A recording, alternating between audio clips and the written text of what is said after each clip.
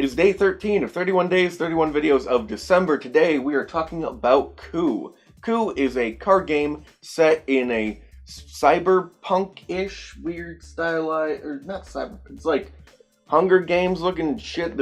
This future that, really it doesn't matter. The world does not matter. It's not really a story-based game. It's set in the same setting as Resistance, but if you care, which you shouldn't, because it really does not matter. It doesn't matter at all. The 2 to 6 players are members of high society in this world, and we all have influence over members of the court: the Duke, Contessa, Assassin, Ambassador, and Captain. And we use this influence and their special abilities in order to do things against the other player. Our goal is to earn money and then use that money to strip the influence of other players. Okay, so basic setup, pretty easy. You take all the cards, and there's 5 character cards with 3 copies of each card. It's important to keep that in mind. You take all the cards, shuffle them together, and then pass them out, 2 cards in front of every player. Face down, kept secret. That's very important. This is a bluffing game where you have to bluff about what character cards you have, what people you have influence over, and therefore what abilities you can do without any possibility of penalty. But we'll get into that in a second. You also, on setup, want to pass out 2 monies. 2 monies to every person. And then you take the rest of the monies, you put that in the center. That's the, I don't know, the bank or something. It's the pool of monies. You put the pool of monies in the center. Also, all the cards left over after you passed out 2 to every player, those get put in the center as well. That is the court deck, and we're gonna need that for gameplay. Oh, these cards. These cards show the actions that are at your disposal. It's 2-sided, but it's the same information. It's just presented in 2 different ways. Some people prefer one over the other. I typically flip, depending on what I need to know about whatever. Anyway, everyone gets one of those. All right, you've set up, now we can play. How do we play? You get a drink of water because you are dry as fuck. So you go around one by one and you do one action. You can't skip your turn, you gotta do at least one, well, only one. You gotta do your one action. And some of the actions are like income. You just take a coin from the center pot, and no one can block it. It can't be challenged, which we'll get into in a second. There's also Coup, where you pay 7 coins and you just strip influence from someone. That's kind of a big deal. Coup can't be blocked or challenged either. What does that mean? Again, be patient. We're getting to that. Other actions we have are related to a specific character, which means you need that character to do the action without penalty. And as you can see, they can be blocked by other people who have particular influence cards. The captain's action of stealing 2 coins can be blocked by someone who also has the captain or the ambassador. Okay, so what does all this mean, Steve? Well, hypothetical audience member, it's your turn, you do your action. Let's say I'm gonna do the captain's action. I have the captain, so I can take 2 coins from another player. And I reach for the coins because I'm an asshole and I'm not waiting for anyone to try to contest my action. Or is there a different terminology? Challenge.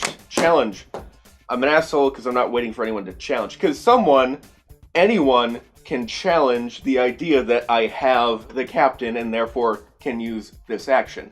Because I could be bluffing.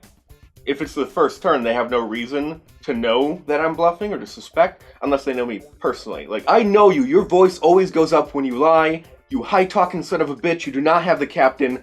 Challenge. I challenge you. And so, let's say I'm challenged. I got 2 cards in front of me.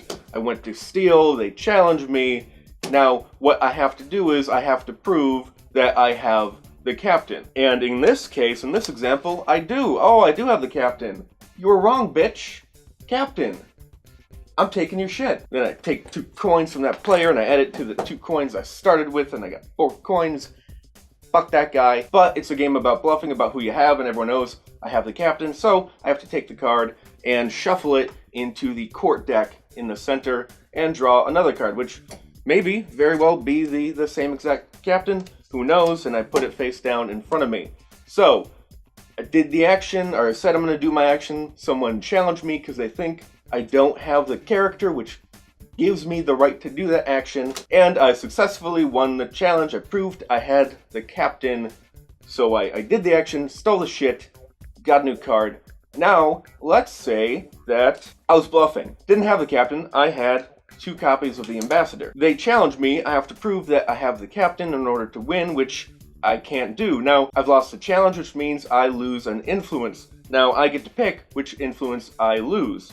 Any one of my cards, I just simply turn it over, show it to the world, and this card doesn't really have any effect. But it stays in front of me, and this is important because now everyone knows that one of the ambassador cards is here. And there's only 2 left. It's either in the court deck or in someone else's play area, and someone may very well have both copies of it. I mean, they don't, but someone could. And so in that instance, they know where all 3 copies are, so they know for a fact when someone is bullshitting about what they have, because they can account for all the copies, or if they just have one's here, one's there, one of these 2 fuckers is lying about what they have, and so that's some information you can use to not lose the game. So I lost one of my 2 influence cards. If I lose the other one, I am out of the game. Now, in addition to actions, there are also counteractions, which, like I said earlier, the captain can be blocked by another captain or the ambassador. This is a counteraction, and after I declared my action and then someone says,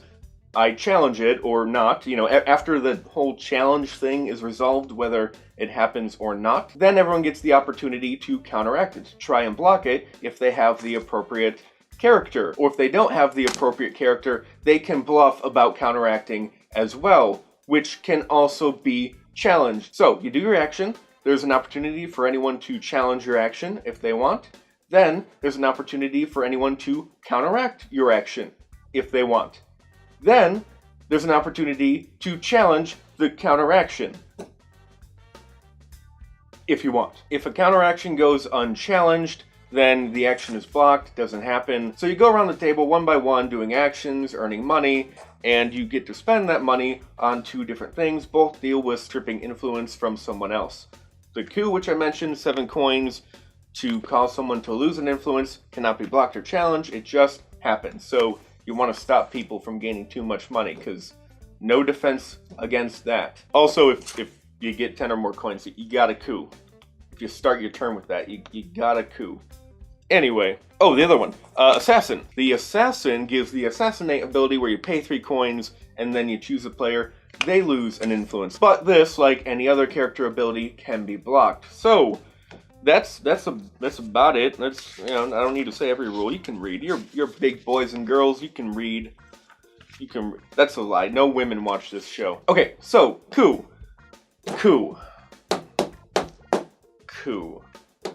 A lot of people really love Coup. It's fine. So Coup, to me, and my table and my group, it fills a very specific role. It's a time filler when we have a big gaming night. There's multiple tables. Someone's playing over there, they're playing this game over there. 2 or 3 of us or whatever, we need to bide some time. We finished our game early. They're working on a game. They're going to finish in 20 minutes. We need to buy some time. Bust out the Coup, because it's very quick. Some games, 5-10 minutes even. Very quick. Fills that role perfectly fine. It's a nice little time killer. And I don't mind it, but it's not very exciting. It's just perfectly fine, serviceable. I've never really had a big memorable moment that we talk about on a later gaming night. It's just never exciting. And I think because it's just too short for me to really get into. There's never enough time for me to care about what's really happening and to be invested in what's happening. Because every game is just so damn short. And I think part of this is also just, for some reason, the gaming group, my friends that we play with, for some reason, we are giant pussies when playing this game. Most people are too timid to actually call people out, to challenge people in this game, and I don't know why. Resistance, Battlestar, Werewolf, any other game, like, we'll take risks, especially with the interaction, bluffing, hidden trader games, we take risks, we, go for the throw, you're fucking Cylon, and, definitely more aggressive and fun gameplay going on. Here, we're very timid, and Like, so many rounds where it's just like, I take 3 coins. I take 3 coins. I take 3 coins. I take 3 coins. Everyone has the Duke. Everyone has the Duke. And it's just a matter of who went first, so they have the most coins so they can assassinate. Then things start happening. But yeah, it's fine. I enjoy the time I play Coup, it's just, it doesn't really grab me. Luckily, it's like $10, 10, 12 bucks maybe, I think 15 at the most. $7.81 on Amazon, down from $9.99. That's a perfectly fine deal. I would even go as high as maybe 12 or 15 for this game. Maybe not 10 or less. That's a good price for this game. If you got $10 left over on a gift card, you're not really sure what to do with it, or you need to buy a stocking stuffer for someone who's into tabletop games, or, you know, Secret Santa maybe, someone's into tabletop games, buy them a nice, cheap little thing. That is a perfectly fine gift. Thank you. And it fills its role just fine as a fun little time waster in between playing real games. So, Steve is Bored gives Coup a rating of, buy it. If you got $10 you're not really sure what to do with, unless you and your friends are a bunch of giant pussies. Out of 10!